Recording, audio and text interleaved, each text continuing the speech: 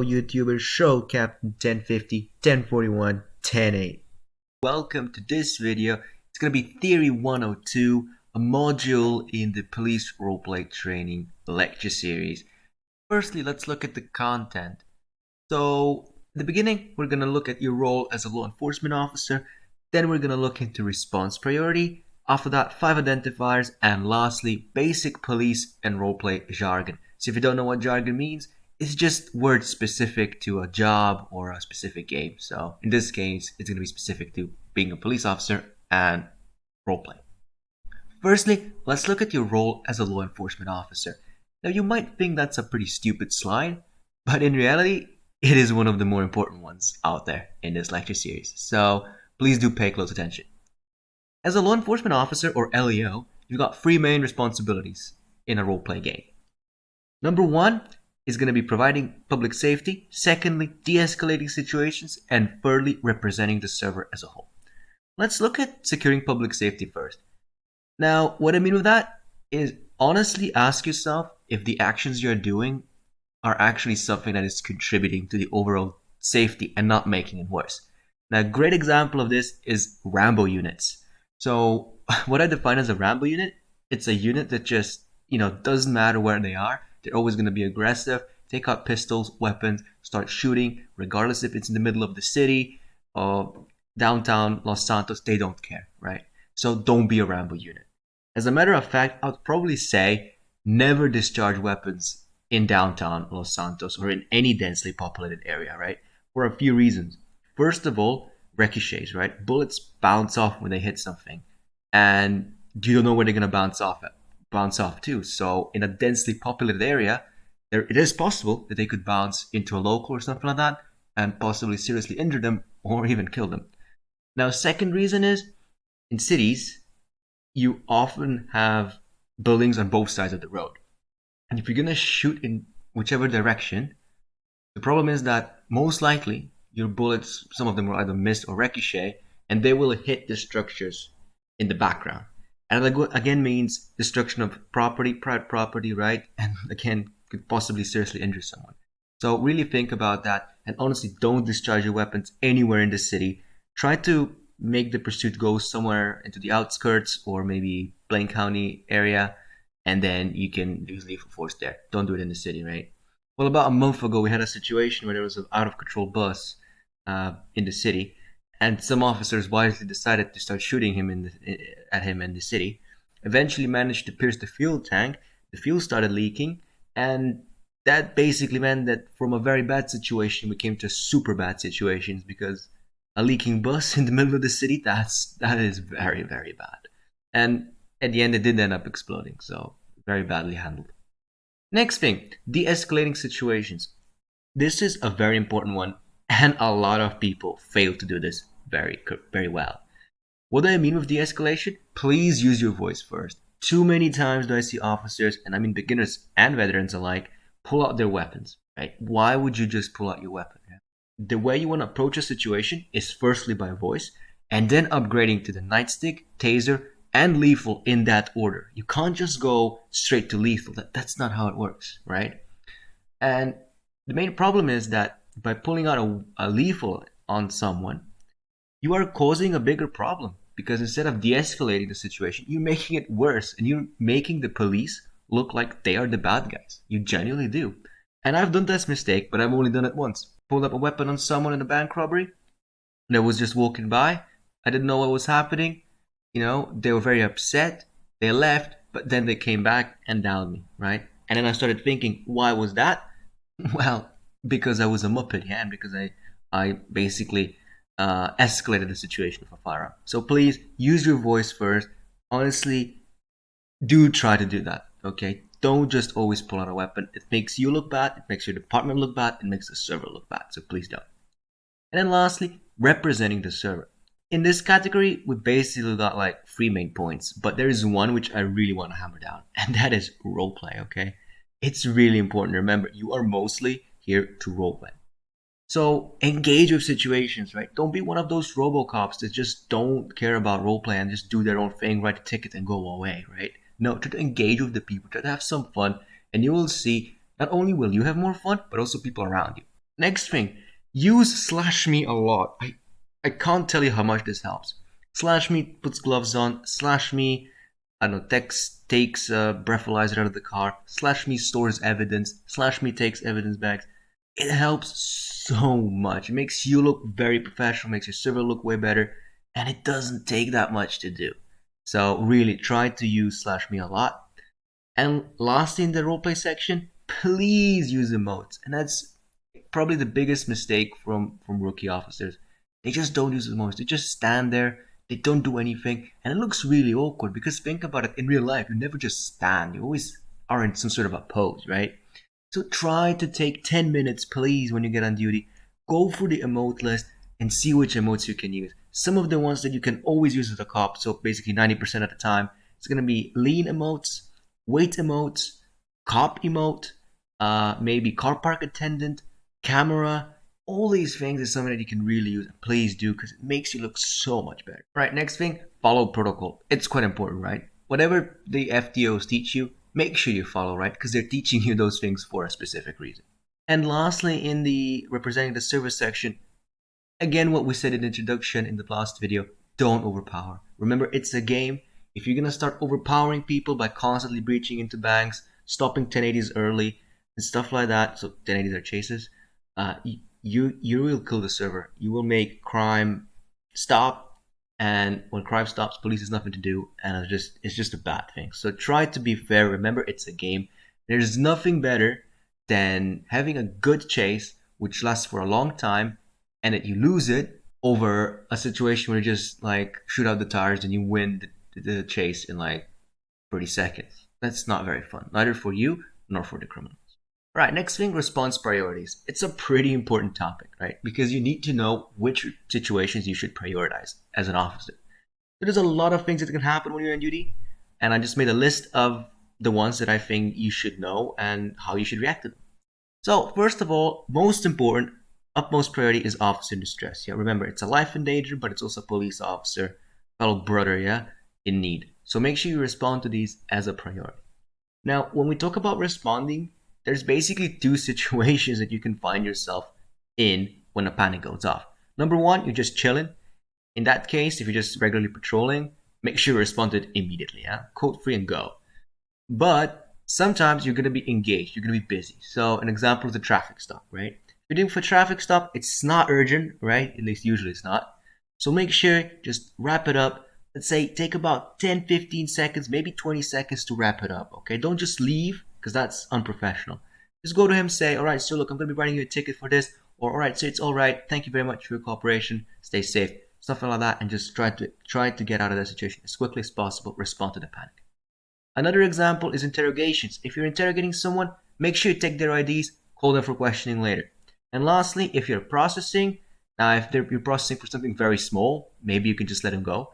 But if it's a felony, try to accelerate it, because you should be able to do it quite quickly. So make sure you kind of wrap it up in 30, 40 seconds max and then send them off, right?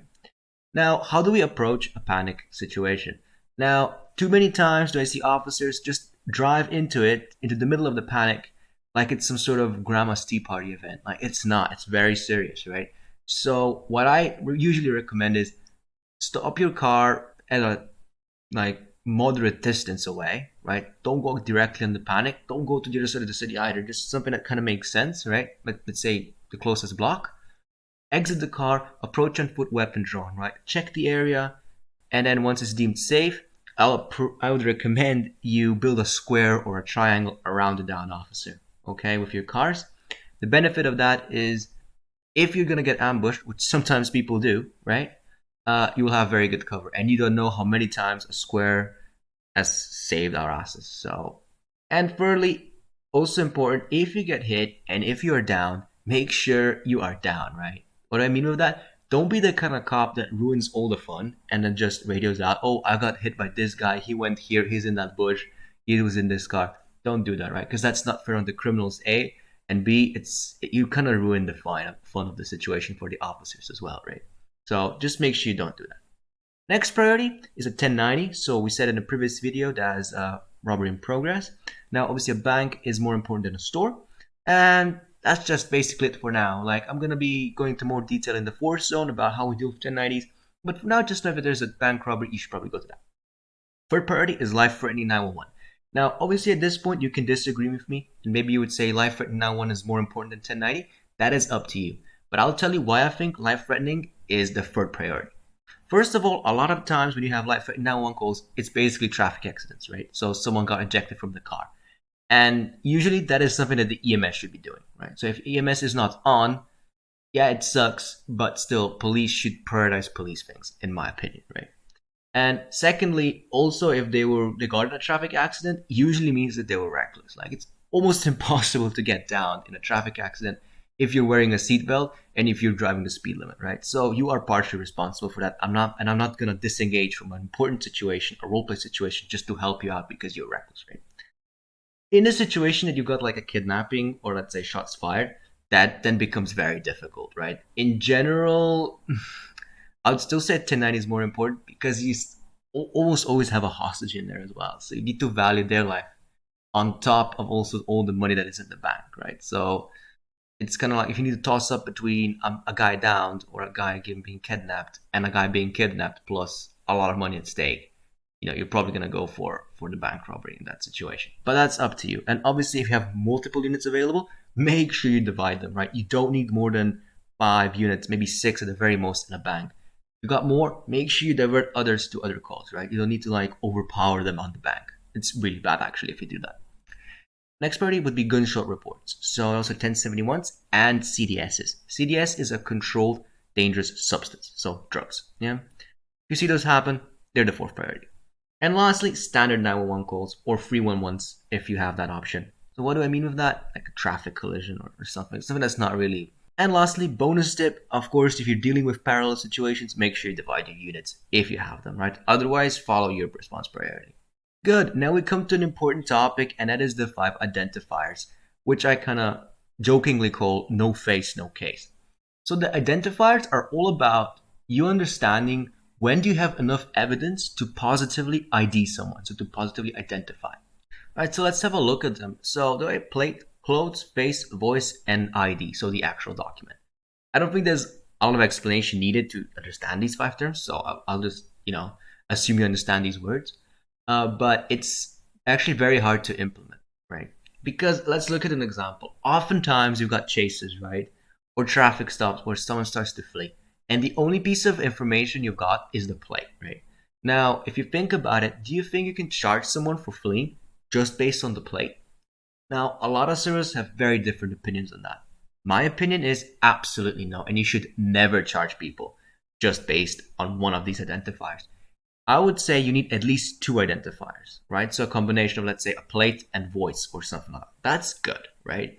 But just the plate or just the voice is definitely not sufficient to make you 100% sure it's that person, all right?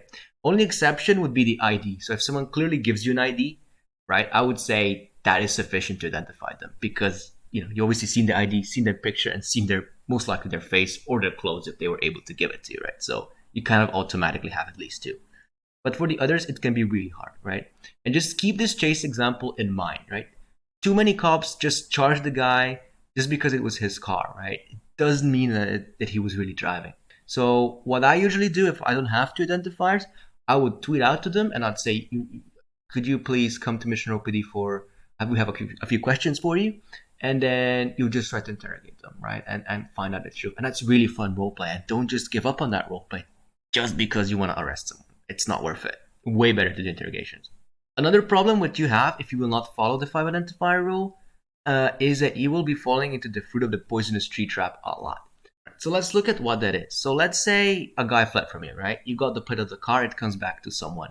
You see that someone, you arrest them, right? And you search them. You find a lot of stuff on them, right? Like illegal drugs, guns, whatnot, right?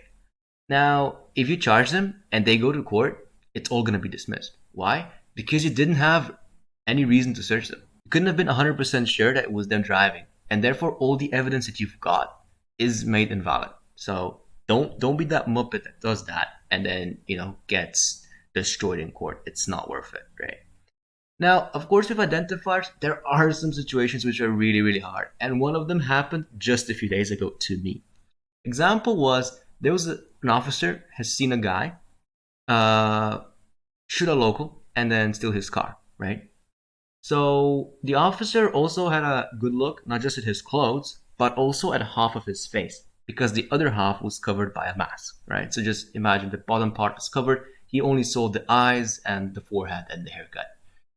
And then later on, we found a gentleman that fitted the description. We detained him, we brought him to Mission Row, and a big question emerged as to should we charge him or not. Because technically, if you have only half the face and clothes, for me, that's 1.5 identifiers. And that's not equal to 2. So I had a very strong opinion that we shouldn't charge them.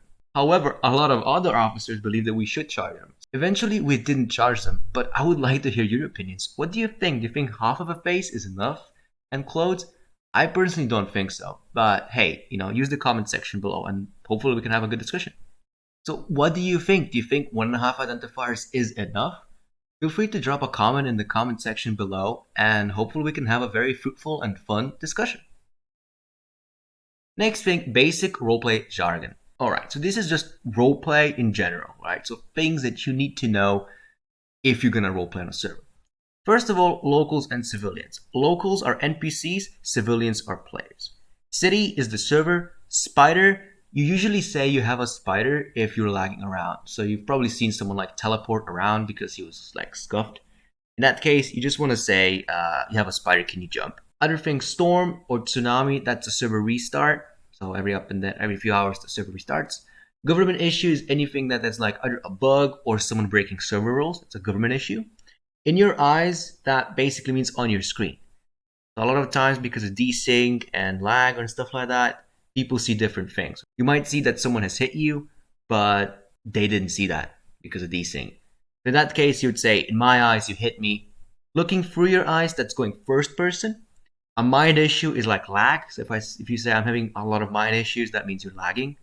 Muscle spasm is a misclick. Alright, now let's look at some basic police jargon. That's probably why you're here. So first of all, we have RS. Now RS is not RuneScape. It's actually reasonable suspicion. Now what does that mean? Basically means that you think someone could have committed a crime. You have a suspicion, alright? But you don't have the proof to prove it. Example of that is you have only one witness, or another example is you have insufficient number of identifiers. So in the previous example, you just have the plate, but nothing else. So you can't be sure it was them driving, but you have some sort of suspicion, so you can call them for questioning, right? In general, when we have reasonable suspicion, we can question the people further and call them to Mission Row, but we're not allowed to arrest them, right? Because we don't have proof. PC, on the other hand, is probable cause, right? It's not personal computer, by the way. But what does that mean? It means that someone has caused something, right? Probable cause. So you have enough evidence to prove it. There are a few ways you can have probable cause. First one is you see something illegal. So literally someone like punches someone in front of you or runs a red light. That's probable cause, right? On the spot. Second thing, multiple independent witnesses. Now, keywords, multiple and independent. Multiple, at least 2. And independent means that you don't ask a group of friends, right? Because, they're not very independent.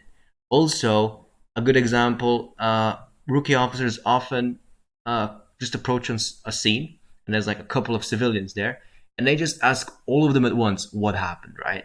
Do you think that creates independent witnesses? No, it doesn't, because actually you just get one statement, right? Just imagine that you got 5 people there, but you get one statement because what's going to happen is one guy's going to tell you what happened and all the others are just going to say, yeah, that's what happened.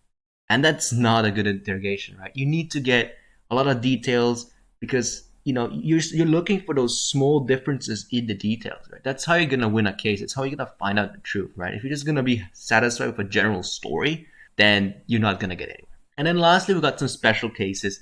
So we're going to look into this in a bit in the next video, but just so you know, those are controlled dangerous substance complaints, so CDSs, and gunshots, because most of the times we can't really see them happen on the spot. So we're going to have to use something like a 2-block radius rule or something like that to gather probable cause. Otherwise, we would never catch anyone. Just to recap, probable cause leads to an arrest, and reasonable suspicion leads to further investigations. Now go for some more police jargon. Police discretion it's a really important tool. It's just basically your right to drop charges or to define or to decide on the jail time, and fine amounts. So an example would be, let's say, someone running 2 red lights, right? It's your discretion if you want to charge them for both, if you want to charge them for one, or if you want to drop the fine down. That's up to you, right? Same thing goes for jail times. But just make sure you check with your FTOs because some servers are very strict about the maximum amount of reductions you can give people, right? Next thing is FTO, your field training officer, basically your teacher. MDT, mobile data terminal. It's a place where we've got all the arrest warrants, all the stuff like that, criminal history, all in the MDT. LEO is a law enforcement officer, police officer, right? CDS is a controlled dangerous substance. Drug, GR is a gunshot report. So a BOLO is be on the lookout for, and it's kind of, I would say it's like an arrest warrant, but for reasonable suspicion. So you don't know if someone has done anything, but you believe they might be involved. So you're just gonna write up a BOLO so you can question them further, right? Another thing we need to distinguish here is arrest, detain, and handcuff. A lot of people get these really confused. We arrest people when we're gonna bring them to jail, right? Or, to prison. That's arrest. Detaining is we're just preventing them from moving because we are questioning them. We're still investigating something. And handcuffing is just the process of actually putting handcuffs onto someone. More police jargon will come in later, particularly in the next video and then in the traffic zone. But for now, I think this is enough to get you started. So here's the recap slide. I'd just like to thank you all for watching the video. Hopefully you've learned something. Feel free to comment in the comment section about your experiences, your thoughts. If you want to see more Captain 1050 action, you can also join me on Twitch and then also ask me there about any problems, questions you've got. With that in mind, I'm just going to say, YouTuber, show me Captain 1050, 1042, 107.